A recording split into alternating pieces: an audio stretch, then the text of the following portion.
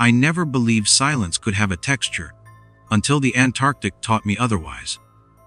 Out there, where even the wind feels hesitant to exist, silence presses against your skin like frozen glass. It isn't the absence of sound. It's the weight of everything that has died trying to speak. We were 6 weeks into our expedition when I found it. The sky was a sheet of white steel. My breath felt heavy, each exhale turning to frost that fell like sand. I was 28, a geologist whose life had been defined by data and measurements, not myths. The human spirit was something I left to poets. But then, under a meter of ice, I found something that spoke to me. Something human, but impossibly old. It wasn't much to look at: a small, leather-bound notebook, edges blackened by age. The pages sealed together by the ice itself. But the way it sat there, cradled in a hollow of frost, like an artifact waiting for recognition, made my stomach twist. No equipment had been lost here. No camps recorded in this location. And yet, there it was. A diary. I radioed the team, but static answered me. The comms had been flickering for days, and now the wind had picked up. So I decided to bring it back myself. I remember feeling oddly possessive of it, as if it were meant for me alone. Back in the tent, I thawed the pages slowly over the stove's blue flame. A name revealed itself first: Dr. Eleora Voss, written in neat, deliberate strokes. I didn't recognize it. Below her name, a date: August 3, 1913. I froze. There were no official expeditions here in 1913. None that returned, anyway. The ink had faded into the paper like bruises, but the words were legible. Her first entry was short. "The world beneath the ice breathes. I have heard it." I laughed softly, the way you do when something unsettles you, but you want to appear rational. I told myself it was the ravings of a stranded explorer, nothing more. But the phrasing, the certainty, stuck under my skin like a splinter. That night, I dreamed of breathing. Not my own, not human, but slow, enormous inhalations that vibrated through the ice and into my bones. I woke up gasping. Over the next few days I read more. The diary was a descent into obsession. Eleora had been part of a small, private expedition funded by an eccentric patron. She described discovering something beneath the continent. Something alive, not in the biological sense, but sentient, buried under miles of glacial pressure. It calls through vibration. It hums in the marrow. It does not want to be known, and yet it speaks. The tone wasn't academic, it was confessional. The later entries grew frantic, written in uneven lines that seemed to tremble on the page. She mentioned a chorus that began once they drilled too deep, a resonance that altered their thoughts, their dreams, their sense of time. At the bottom of one page, she wrote, "The ice remembers every death that touches it. When we listen closely enough, it tells us their names." I stopped reading after that. My hands were shaking too much. That night, the wind outside roared like something living. The others were asleep, their faces half lit by the flickering stove. I turned the diary over in my hands again, unable to let it rest. The leather had grown warmer, as if it held some trapped breath inside. When I opened it again, the last pages were blank, except for a single sentence, scrawled across the bottom corner of the final sheet. "To whoever finds this, do not listen to it. It will hear you." 2 days later, something shifted. It began with a sound, low, distant, almost imagined. A hum. The kind you feel in your teeth rather than your ears. I thought it was machinery, maybe the generator failing, but when I stepped outside, the air itself was trembling. The sky was wrong. The sun hung behind a sheet of cloud, yet the shadows on the ice stretched in different directions, as if cast by something unseen. My breath crystallized midair and fell in tiny flakes to the ground. Beneath my boots, I could feel faint vibrations pulsing upward, steady, rhythmic, breathing. The others didn't notice, or they did and refused to admit it. They joked, nervously, about the old continent singing, but I watched them change. Their speech grew slower, their eyes unfocused. One by one, they began waking in the night, staring out at the horizon without moving for hours. I started hearing my name whispered in the static of the radio. When I opened the diary again, new words appeared on the blank pages. The hum is not from below. It is within you now. I remember the day the sun didn't rise. It wasn't darkness, just an endless, diffused gray that swallowed every direction.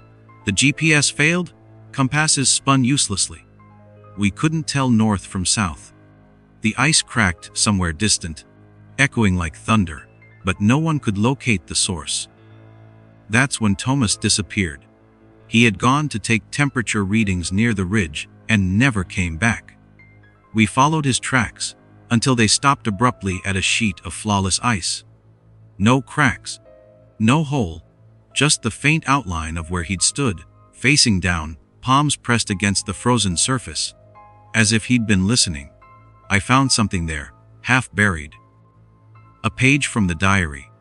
It wasn't one of the old ones. It was new, written in my own handwriting. I understand now. It does not want to be found. It wants to be remembered. My mind split open then, or maybe it expanded. I saw flashes, cities swallowed by snow, faces carved into glaciers, whispers that had traveled through frozen centuries. I felt the weight of every explorer who had ever stepped onto this continent and never returned. The ice had taken them all, not as victims but as voices.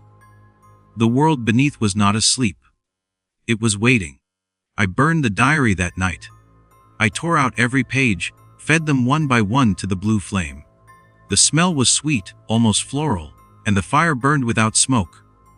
When it was done, I felt something unclench inside me. Relief, guilt, loss. But the next morning, when I stepped outside, the wind whispered my name again. And in the snow where the diary had been, there was a single word written in ash. Remember. That's how it ended. Or should have. But the thing about the Antarctic is that it remembers better than any of us. When the rescue team arrived 3 weeks later, I was the only one alive. They said I'd been found sitting by the stove, murmuring into the static of the radio. I don't remember speaking, but they recorded what I said. It was coordinated. Not ours. Coordinates to somewhere farther south, farther than anyone had ever gone. They said the signal that came through before they found me wasn't human. It was a low, rhythmic hum. When I returned home, the world felt artificial. I spent the first weeks in the recovery ward at McMurdo Station, surrounded by white walls that echoed like the ice itself. The doctors said I was lucky, that hypothermia had nearly taken me. They never mentioned the others. Whenever I asked about my team, the room would go quiet, and the doctors would look at each other with pity instead of answers. They said I'd been found sitting in the tent, staring into the radio, muttering a series of numbers. They'd checked the coordinates. There was nothing there but endless ice. Still, I saw the fear in the medic's eyes every time he checked my vitals. The Antarctic had marked me somehow, in a way no medical chart could explain. Sometimes, when the wind outside the station changed, the walls would vibrate ever so slightly, just enough for the lights to flicker. No one else seemed to notice. But I did. My bones remembered that hum. When they flew me back to civilization, a word that no longer carried comfort, I stared down from the plane window at the sprawling white continent. From above, the glaciers looked like the wrinkles of a sleeping creature. I told myself it was just pareidolia, the mind's trick of finding patterns where none exist. But deep down, I knew better. The ice was not sleeping. Back in the real world, everything was louder than I remembered. Traffic, voices, music. It all felt invasive. I moved into a small apartment in Seattle, near the harbor. The sound of water helped. It reminded me of distance. The university wanted me to publish a paper about my recovery experience, but I declined. How could I explain that the hum of the earth was no longer a metaphor to me? Every night, I dreamed of breathing again. The same rhythmic inhalation through the dark ice, slow and infinite. And always, at the edge of the dream, a voice, soft, patient, ancient, whispering, "Remember." I tried to ignore it. I tried to live. But then the letters started coming. The first arrived in a plain white envelope. No return address. Inside was a single piece of paper, folded neatly. The handwriting was sharp, angular, like Eliora's. "You burned the diary, but the ice remembers. It writes itself again. Through you." I stared at the words until they blurred. The envelope was cold to the touch, colder than the air around it. When I checked the postage mark, I froze. The ink read, "McMurdo Station, Antarctica." Dated 2 weeks after I'd left. That wasn't possible. The rational part of my mind, what little of it remained, told me someone was playing a cruel trick. But when I held the paper up to the light, I saw faint impressions underneath the text words, written over and over in microscopic handwriting, repeating one phrase. "The world beneath remembers." That night, I dreamed again. Only this time, I wasn't above the ice. I was beneath it. The world below wasn't dark, as I'd always imagined. It glowed faintly, lit by a pulse from something impossibly vast. Shapes moved within it. Fluid, slow, contemplative. They weren't creatures exactly, but impressions of thought, like emotions made physical. Each movement hummed with resonance, and the sound filled me, aligned with my heartbeat. When I woke, my nose was bleeding. My ears rang with the aftertaste of the hum. I began to notice subtle patterns. The hum returned in small ways: the fridge motor, the train tracks vibrating, the low rumble of the harbor.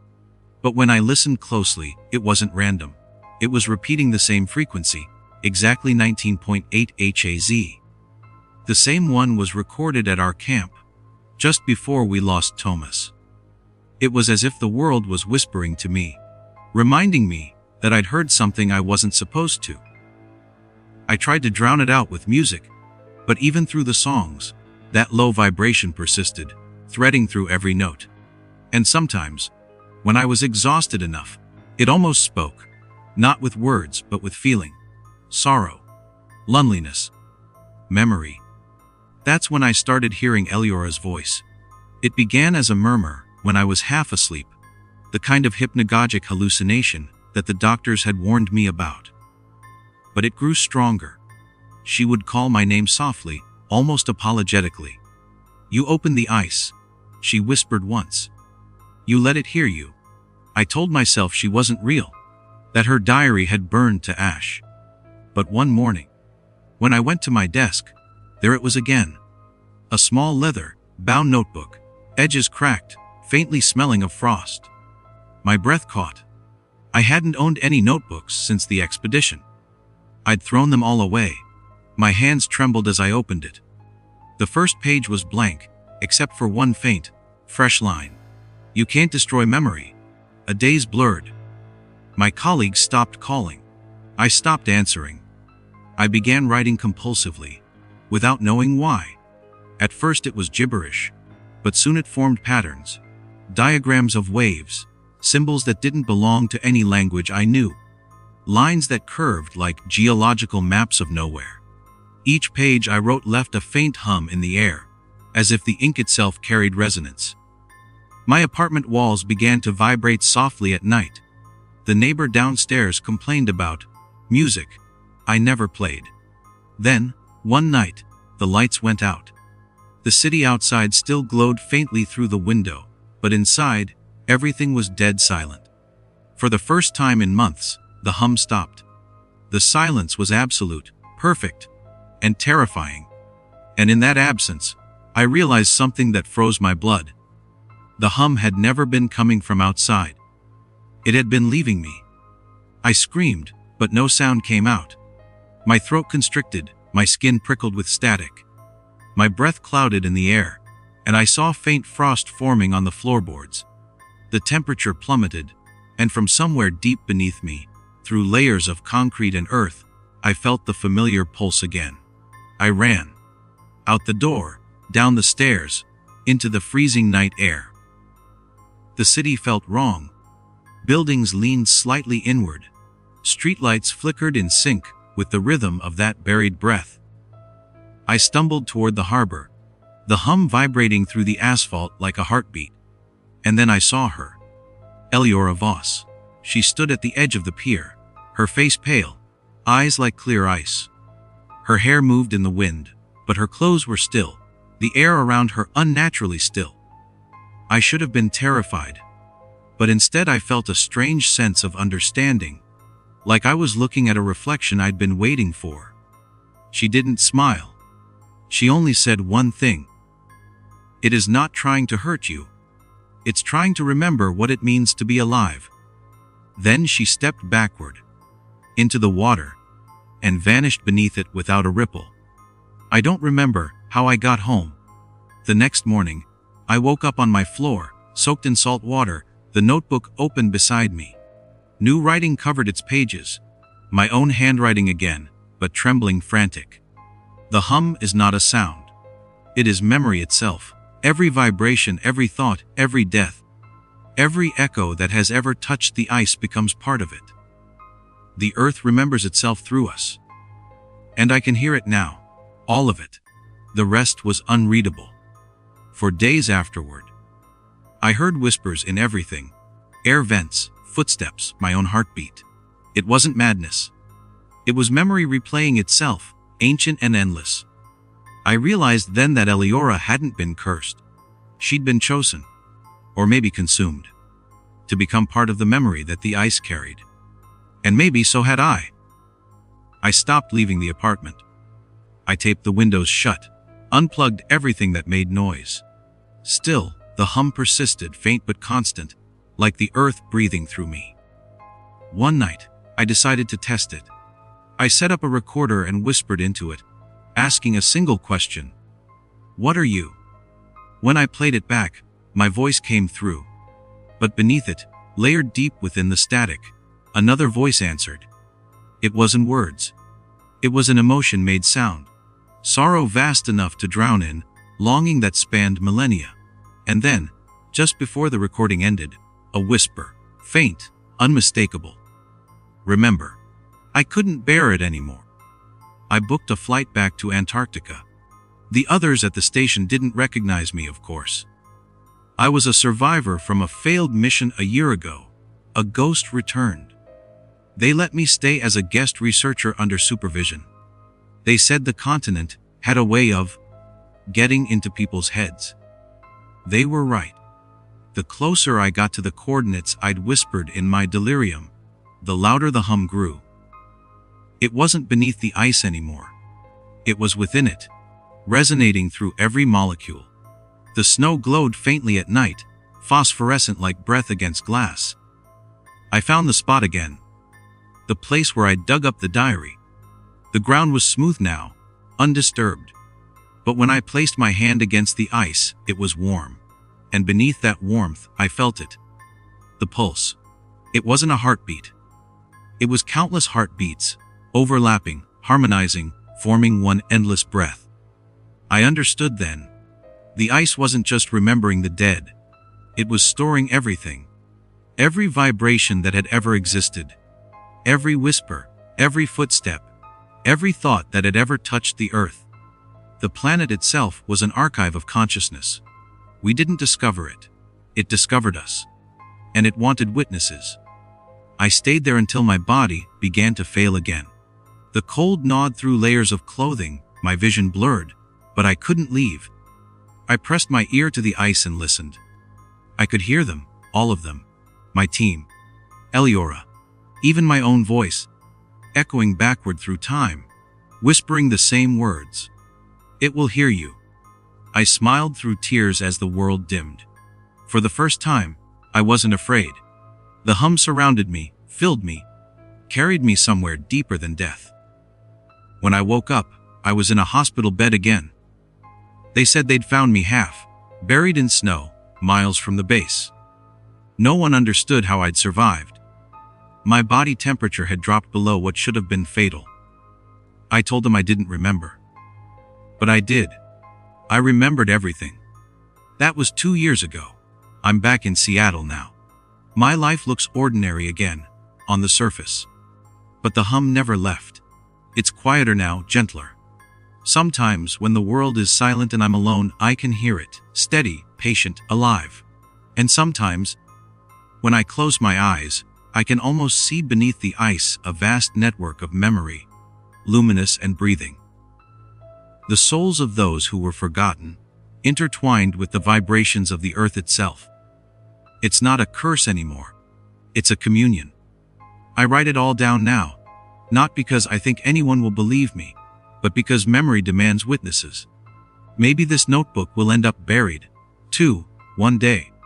Maybe someone else will find it and hear the hum, and understand that the earth is alive in ways we were never meant to grasp.